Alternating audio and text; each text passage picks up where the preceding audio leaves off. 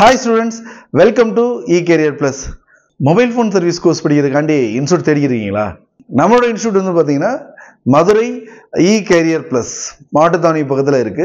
நம்மளோட இன்ஸ்டியூட் வந்து பாத்தீங்கன்னா கடந்த 13 வருடமா இந்த பயிற்சியை சொல்லி தந்துகிட்டு இருக்கோம். நிறைய நிறுவனங்களை தேடிக்கிட்டு இருப்பீங்க.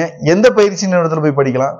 இல்ல ஏதாவது கடை வச்சிருக்காங்கல்ல, அந்த கடை வச்சிருக்கவங்ககிட்டே போய் தொழில போய் கத்துக்கலாமா? அல்லது கடை வச்சிருக்கக்கூடிய இடத்துல ட்ரைனிங் இன்ஸ்டியூட் வச்சிருப்பாங்க, அங்க போய் படிக்கலாமா?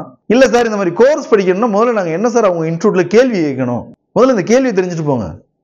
நம்ம இன்ஸ்டியூட்ல படிக்கிறீங்களோ படிக்கலையோ, ஒரு இன்ஸ்டியூட்டுக்கு நீங்க போறீங்கன்னா அங்க கேட்கக்கூடிய அடிப்படையா இருக்கக்கூடிய ஒரு 6 கேள்வியை கண்டிப்பா கேட்க மறந்துடாங்க.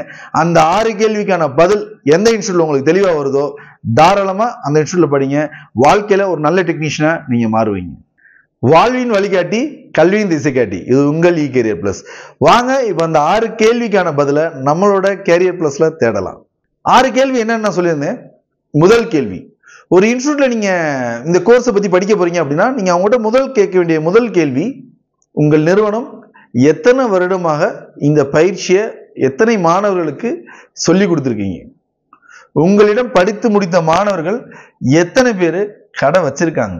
எங்கெங்க கடை வச்சிருக்காங்க? உங்கள்கிட்ட டேட்டா இருக்கா? எத்தனை இடத்துல வேலைக்கு போயிருக்காங்க? இல்ல படிச்சு முடிச்சுட்டு வேலைக்கு போகாம கடை வைக்காம இருக்கவங்க என்ன பண்றாங்கன்னு தெரியுமா அப்படின்ற கேள்வியை கேளுங்க. இரண்டாவது கேள்வி, உங்கள் நிறுவனத்துல படித்து முடித்த பிறகு சர்டிபிகேட், சான்றிதழ் வழங்குவீங்களா? அந்த சான்றிதழ் அங்கீகாரம் பெற்றதா? நான் இந்த சான்றிதழுக்கு தகுதியான பர்சன் அப்படின்றத நீங்க எப்படி தீர்மானிக்கிறீங்க அப்படின்ற இரண்டாவது கேள்வியை கேளுங்க. மூன்றாவது கேள்வி, படித்து முடித்து இங்க இருந்து வெளியே போனது பிறகு கடை ஆரம்பிப்பதற்கு அல்லது ஆரம்பித்த பிறகு உங்களுடைய சப்போர்ட் எந்த அளவுக்கு இருக்கும்? நான்காவது கேள்வி, எனக்கு சொல்லித்தரக்கூடிய பர்சன் யாரு? அவங்களுடைய அனுபவம் என்ன? இது ஒரு எலக்ட்ரானிக் சர்வீஸ் அப்படின்றதுனால அவங்க அந்த எலக்ட்ரானிக்ஸ் துறையை சேர்ந்தவங்களா? ஏன்னா இந்த பயிற்சியில உங்களை ஒரு நல்ல ஒரு தொழில்நுட்ப வல்லுநராக மாற்றணும் அப்படின்னா அவருக்கு முதல்ல சர்வீஸ் பண்ண தெரிஞ்சிருக்கணும். அவங்களோட எக்ஸ்பீரியன்ஸ் என்ன? உங்களுடைய நிறுவனத்துல எத்தனை வருடம் அவங்க வேலை பார்க்குறாங்க? அவருக்கு இந்த துறையில் எத்தனை வருடம் அனுபவம் இருக்கு அப்படின்றத கேட்க மறந்துடாதீங்க. ஐந்தாவது கேள்வி, சர்வீசிங் நீங்க எங்களுக்கு சொல்லித்தர போறோம் அப்படின்னா நீங்க உட்கார்ந்துருக்கக்கூடிய லேப் எத்தனை நபருக்கு ஒரு ஸ்டாஃப் நீங்க அலோகேட் பண்ணுவீங்க? ஸ்டாஃப் முழுமையா என் கூட இருப்பாங்களா? கிளாஸ் ஆரம்பிச்சதுல இருந்து கிளாஸ் முடிகிற வரைக்கும் என் கூட இருப்பாங்களா? அன்னைக்கு நாள் ஃபுல்லா இருப்பாங்களா? டெய்லி இருப்பாங்களா? கேள்வி கேளுங்க. நான் அந்த செல்போன் போர்டில் ஏதோ ஒரு வேலை பார்க்கும்போது அந்த வேலை செஞ்சுக்கிட்டு இருக்கும்போது அந்த வேலையை நான் கரெக்டாக தான் செய்யறேன்னா இல்லையன்றத பக்கத்துல இருந்து ஒரு ஸ்டாஃப் பார்த்தா தான் உங்களால் பண்ண முடியும். பக்கத்துல இருந்து அப்படி பார்ப்பாங்களா? கேள்வி கேளுங்க. போதுமான அளவுக்கு நான் பிராக்டிஸ் பண்ணுவதற்கு மதர் போர்டு தருவாங்களான்னு கேளுங்க. ஏன்னா நீங்க ஒரு பிராக்டிக்கல் கிளாஸ் படிக்க வந்திருக்கீங்க.